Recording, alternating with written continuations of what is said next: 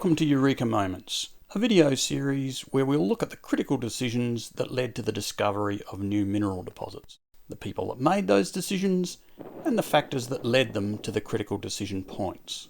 In the first episode, we'll look at the Cattle Grid deposit in South Australia, about 400 kilometres north of Adelaide.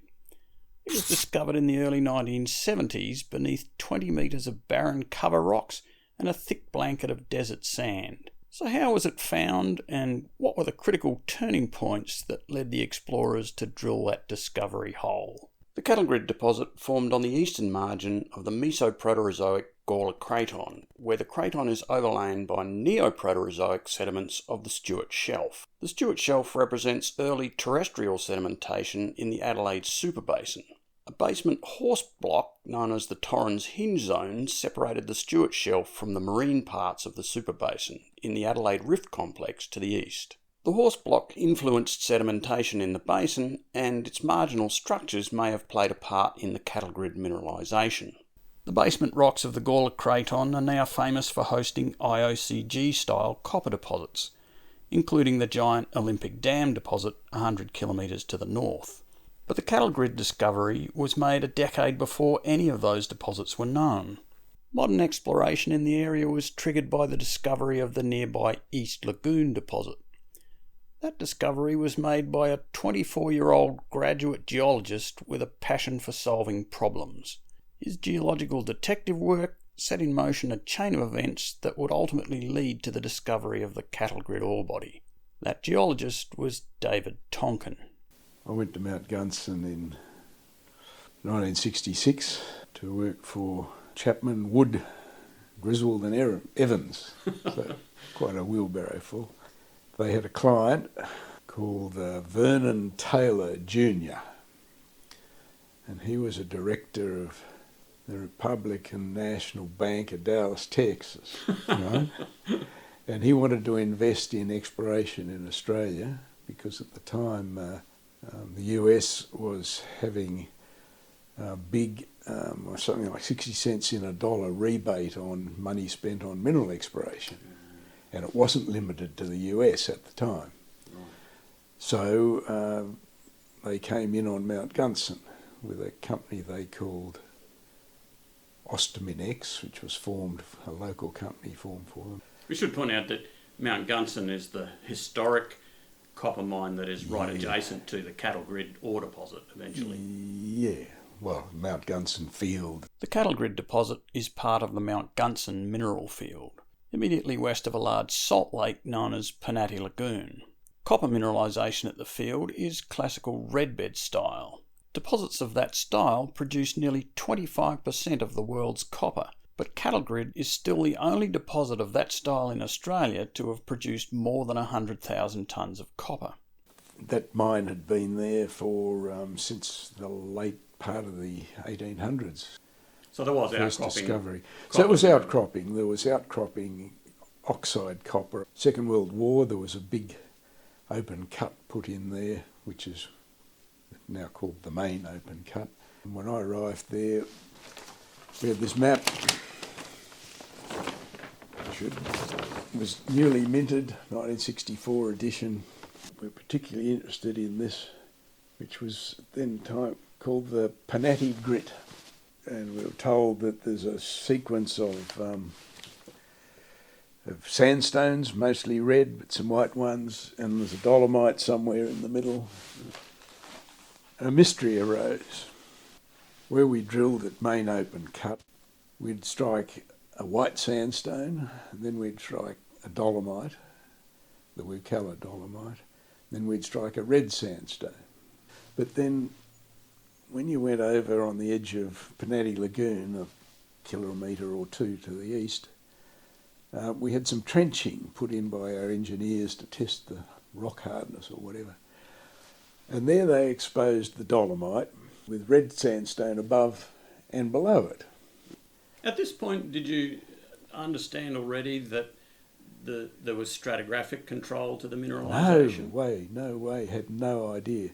Most of the copper occurrences in the Mount Gunson field occur close to the contact between red quartzites of the Pandara Formation in the basement and white lithic Whyalla sandstone in the overlying Stuart Shelf sequence. Quartz grains in the Pandora Formation are tightly cemented with quartz overgrowths on the original grains, and hematite infill that gives it its distinctive red colour. Most of the overlying Whyalla sandstone is white and weakly consolidated. Its quartz grains are very well rounded with frosted surfaces and very little cement. Small red lithic clasts help distinguish it from the Pandora quartzite in weathered outcrops. It has large-scale cross-bedding suggestive of aeolian dune sands.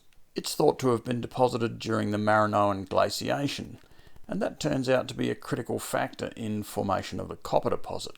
When modern exploration began in the 1960s, the nature of the contact and the relationship to mineralisation were unknown. There were two levels of mineralisation. There was mineralisation at main open cut, and there was mineralisation down in the lagoon, in the Gunya Lake, which is an embayment of Panati Lagoon. And there was something like I think a 70 feet, say 20 metre elevation distance between them. No apparent dip in any of the rocks. The mystery for us was when we started looking at this and found the dolomite sometimes occurred under a white sandstone, but where we trenched to the east, we found the dolomite had moved itself stratigraphically, right, down into the red sandstone, and so having not much to do out there, and we called this the mystery workings. And then this was the light bulb moment. I was just coming back from a drive out to Mount Gunson and stopping to get out, open the gate. And I saw on the ground there was a silkreete. I don't know why, but I looked at that silkreete and I picked it up. And there were chips of red quartzite, and then there were grains of lithic sandstone, lovely rounded quartz grains, quite coarse. Suddenly something clicked, and I thought, well, I won't say what the words I used, but I thought, crikey. So I got straight back in the vehicle and drove down to the lagoon workings, where there was one of these deep trenches, just to check whether I was right about what I thought. And I went in there and started looking at the red sandstone in the lagoon, and sure enough, that was lithic sandstone, but red, not white like it was at main open cut. And then a friend of mine, a colleague, another young geologist out there, who'd read the literature, pointed out that there's a report from Ben Dickinson on the Mount Gunson Panati Lagoon district, and mentioned this disconformity, this erosional unconformity, and suddenly it all made sense. We were looking at a exhumed old topography, and these weren't different levels at all. They were the same stratigraphic level on an uneven surface. That was the sort of eureka moment in the stratigraphy, was that those two sandstones were a very different age, and in fact there was a disconformity between the two. A very long erosional gap between them. But we did establish that stratigraphic level, the contact between the red quartzite and the lithic sandstone, was where the mineralisation was localised. So first you had to understand that stratigraphy was like that. And then after that came the idea that position was a control for mineralisation. As soon as that stratigraphy became apparent, I thought, hell, let's test this. And so at the time we had this enormous D9 bulldozer on site, which the engineers were using for all sorts of engineering type tests. And so I persuaded them to lend it to me, or with the driver, for a weekend, and got them to run trenches horizontal to the shoreline.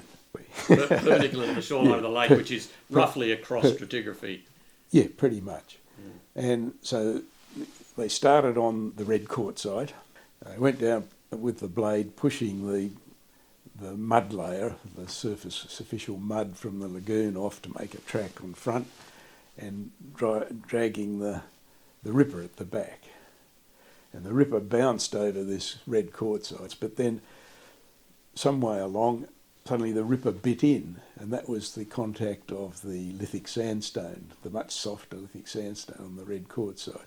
And then as they went out further into the lagoon, the ripper started turning over a brown shale, which is the overlying Tregolana shale. Eventually one trench, at the contact between the upper lithic sandstone and the overlying brown shale, there were flecks of malachite. So got a drill out there and drilled it, and a couple of months from the moment of recognising the lithic sandstone, bingo, we had a sulphide ore deposit, a second sulphide ore deposit in the lagoon.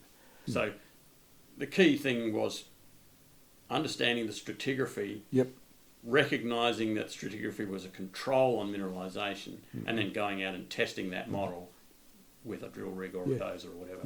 Yeah. And it worked. Yeah. In this case, it worked. And that's now known as the East Lagoon deposit. Our company drilled a number of holes in that discovery, and on the basis of what turned out to be a totally inaccurate resource estimation, has sold the entire property to CSR. CSR was founded in Sydney in 1855 as the Colonial Sugar Refining Company, but it diversified progressively into building products and mineral resources. The company was attracted into the project to mine the East Lagoon deposit in the late 1960s. Then I wasn't involved with it much after that. CSR set up Mount Gunson Mines, they set up a mill, and they started mining East Lagoon. And very short time after they started, it became apparent the reported reserves were either not there at all, or they were physically in a different place to where they were reported. In desperation, they went in and started mining the old lagoon workings, which they then called West Lagoon, and then immediately started an exploration program. That's always a good way to motivate exploration, is when mines start running out of ore. Exactly. And I did get involved again because whilst I was in CSA head office, I mentioned to my boss, Dr. John Rattigan, who was the exploration manager, that I'd worked up at Mount Gunson and had a bit of input into it in the past and had some ideas. And he said, good, he said, would you write that up for me? And I defined for him a zone here, which is bordered by the onlapping black shales of the Tapley Hill Formation, then known as the Wicalla Dolomite, and here the red quartzite unit, now known as the Pandora Formation. And I said, well, you've got to look in this zone here, in this window. Did you have in your mind the red bed copper style model? Or you I was totally ignorant of the model. Right. Totally ignorant of that it was model. Just you understood the stratigraphic control, and that was how you were targeting the exploration. They started drilling to follow that stratigraphy.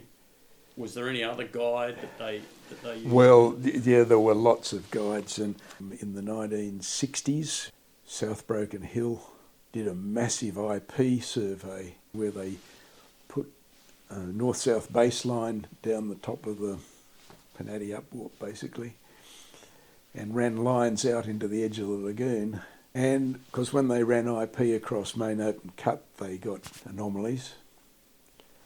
And then they ran them all the way down 20, 30 kilometres south and didn't get too much. They ran one line only to the west, and it ran all the way across to Mount Gunson, physical, the mountain itself. And by chance, it turns out that it ran straight over the top of the unsuspected cattle grid deposit. Mm-hmm. And there is an IP, there was an IP anomaly over cattle grid, but it was the only anomaly they didn't test because it wasn't worth testing because it was out there under all this sand and stuff. It was called the road anomaly because by Another of those serendipitous things, Mount Gunson Mines, when they built their plant, put an access road out to the Stuart Highway, and the road ran straight over the top of the cattle grid ore body. And during this phase of exploration, looking for more ore, they did drill there on the road anomaly. But the early holes, they drilled percussion holes there. They had just open hole percussion. And although they got some anomalies, a few hundred ppm, all the samples were heavily diluted by drilling fallback. So they didn't recognise the grade of the mineralisation. Basically, it was applying your model for the stratigraphy and going, okay, that model goes over here, there's an IP anomaly there. Yeah. And they tried to drill that, but that drilling was unsuccessful for technical reasons. Yeah. What was the next step that catapulted them to the point of, there is something there that we'll try a bit harder to drill? Diamond drill holes. I don't know what the first diamond hole was, but it would have been twinning a percussion hole. It's chalk and cheese, some hundreds or even 1,000 ppm in the percussion hole, but you're talking 2-3% in the diamond hole, copper. And there was an IP anomaly, and they would have known. Which was unexplained by the RC drilling. Yeah, and they would have known that IP worked because there was IP run across the actual lagoon workings, and it worked a treat.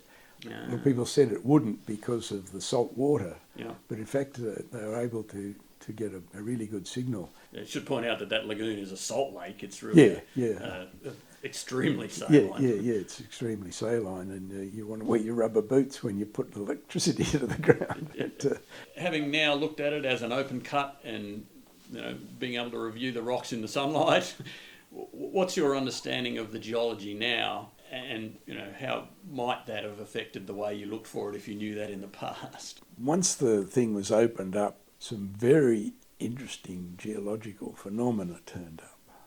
The Whyalla sandstone appeared to be intruded down into the underlying red quartzite of the Pandora Formation. After the cattle grid open pit was developed, it became apparent that most of the mineralisation occurred as infill in a zone of breccia up to about 10 metres thick in quartzites of the Pandora Formation, immediately below the base of the Whyalla sandstone. The contact's nearly horizontal, but very irregular in detail, with injections of Whyalla sandstone extending several metres into the underlying quartzites of the Pandora Formation.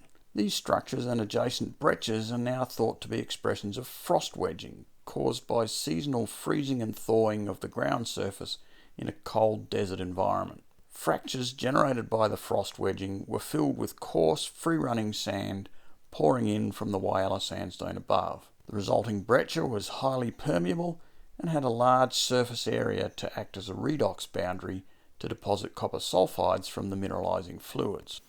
And then out of that came the realisation that this was a permafrost surface. You can see them in the tundra and in the Arctic and the Antarctic, but to see sand wedges, I don't know anywhere where they're recorded especially in pre-Cambrian geology. Some mineralisation also occurs within the overlying Whyalla sandstone, filling the abundant pore spaces between the well-rounded quartz grains. This style is much more common in the East Lagoon deposit, where large boulders of Whyalla sandstone can still be found cemented with chalcocite and covered with a crust of green malachite. To date, and there's been a lot of exploration done, that is the only example. If you're going to look for it again, you'd look for a similar density of fracturing. I guess it wouldn't have to be permafrost breccia, but it's probably the most efficient mechanism or the most effective mechanism for brecciating it.